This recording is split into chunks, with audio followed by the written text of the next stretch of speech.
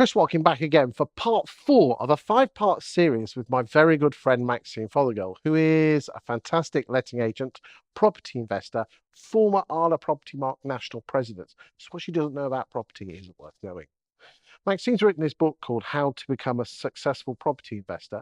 She's written this book primarily for investors, but also letting agents, because this is the sort of things that as letting agents, you should be doing this with your own landlords. Maxine, in part 3, we talked about finding, negotiating, and then getting the property through your investment property, actually through to exchange and completion. Now we're sort of about finding the tenant and making sure that tenant is compliant. So when it comes to property management, what are the pros and cons of self-management versus using an agent?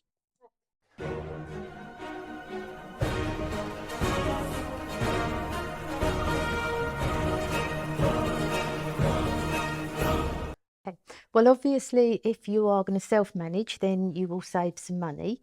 However, are you aware of all the legislation? 170 pieces of legislation. There is, and beneath that, 400 parts of regulation. And then, of course, we've got the biggest shake-up coming, which is the Renters' Rights Act.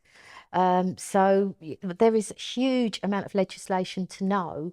And unless you are prepared to really put in the time and the effort, then that's going to, using a good agent, ideally an ARLA PropertyMark agent, then you do get that support and that backup.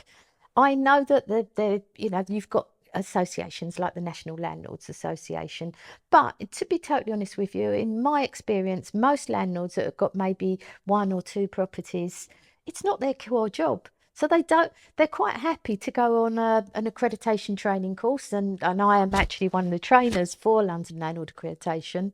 I've been doing it for the last 20 years. But that's a 1-day training course. That doesn't continue to sort of teach you all the things that are coming up. It does encourage you to do your CPD, but a good agent will keep you on the straight and narrow. They will know everything that's actually going on.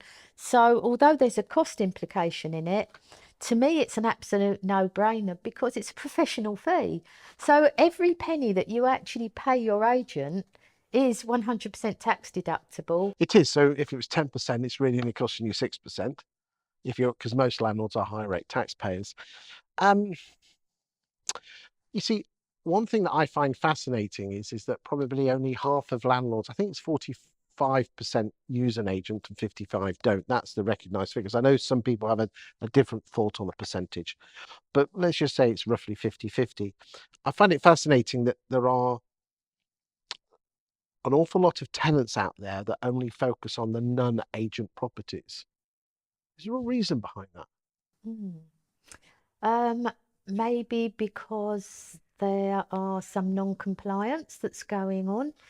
Maybe because they wouldn't pass referencing. Yes.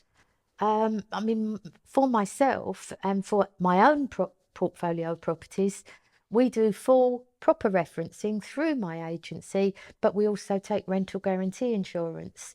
And with all the changes in legislation, I think anybody who's actually letting out a property, if you don't take rental guarantee insurance, where the 2 months is going to go on to 3 months, and then the backup on the courts already, then you're kind of letting yourself in for a hiding straight away. So I think rental guarantee insurance is absolutely vital. Isn't it interesting that I had one of the biggest tenant referencing firms on my sofa a few months ago, and she said 1 in 4 tenant applications there is something amiss on the referencing application. Now, that's not to say 1 in 4, 25% is bad stuff, but there's just gaps that needed filling. But she reckons about 1 in 10 there is something where someone's done something very dodgy. Really? Yeah. So if that's going through letting agents, I mean, they spot them. Just think what the nightmare are. I mean, you're not saving money, are you, by not putting it through an agent? I mean, even if you want to manage it yourself, but for God's sake, use an agent to find the tenant and reference it. I think if it's your job full-time and you're a full-time landlord, it's totally different.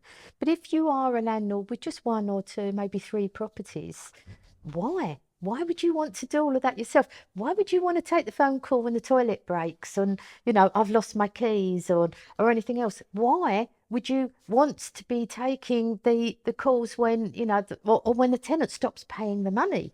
Well, let's talk about that. I mean, this is interesting. I've done some research because I know the ladies and gentlemen watching this might not know this, but as you know, I'm a property statistician.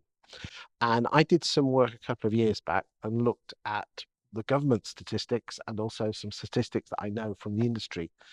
And landlords who didn't use a letting agent were 272.5% more likely to have a tenant 2 or more months more in arrears. I can well believe that. 272%.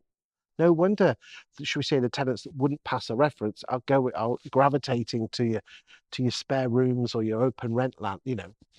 It's not. Yeah. Yeah, You might be saving a few quid, but how if a tenant doesn't start paying the rent, you know, if they really dig their heels in, you haven't got any rent for a year, have you? No, you haven't. And also, I mean, I do quite a few talks all over the place. And the one thing that I find when I talk at a landlords association is I ask how many of them self-manage, and then I ask how many of them put up the rent on an annual basis. And you'll be amazed the amount of hands that don't go up because they're scared to. They're actually worried putting the rents up because their tenants are nice.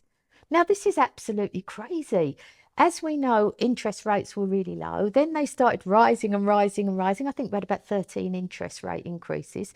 People came out of their deals. All of a sudden, the rent is so low up against, how much the new mortgage is. You're doing such a disservice to a tenant because you're artificially, the rent might be £1,000. The market rent might be £1,000 a month. But if you're on 750, then you can't keep it there forever, and you're actually doing a disservice to them.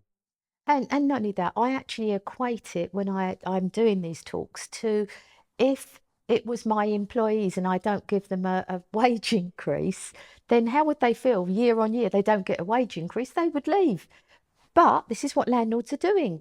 So it is a business, and landlords need to understand and appreciate a bit more that those rental increases, those Section 13 notice rental increases are absolutely vital, even if it's a token amount that you put the money up, but you should be doing something. And that's the beauty of using a letting agent, because we are impartial. That's our job to do that for our clients. Yeah. And you're protecting the tenant because they're paying market rent. Absolutely, yeah. Because the amount of people I've known that have got used to not having that, and then all of a sudden, and all these rents are suddenly going up, and this is what's caused so many problems because landlords haven't been putting the rents up.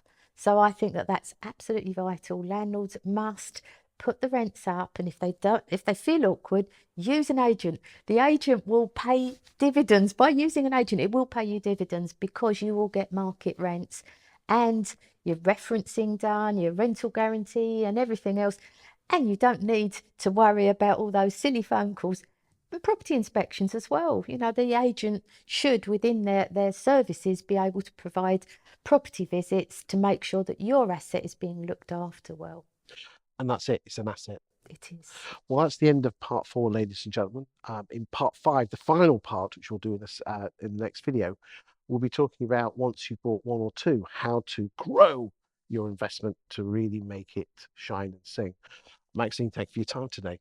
Thank you.